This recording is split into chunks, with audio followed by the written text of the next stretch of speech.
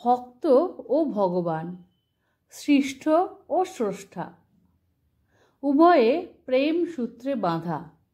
ভক্ত ছাড়া ভগবান অনন্ত শয়নে ঘুমিয়ে থাকেন, কারণ কেউ তো তাকে ডাকে না।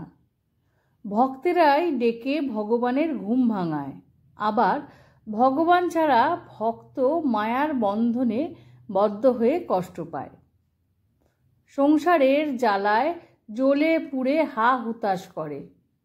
তখন সে ভগবানকে ডাকতে শুরু করে শান্তি ও আনন্দের জন্য। তিনি ভক্তের ডাক শুনে সাড়া দেন, এমনকি মর্তে এসে তাদের সঙ্গী হন। এটাই ভক্ত ভগবানের লীলা মাধুর্য, বলেছেন পূজ্যপাদ স্বামী চেতনানন্দজি মহারাজ। ধ্যানলোকে শ্রীরামকৃষ্ণ বৈঠক।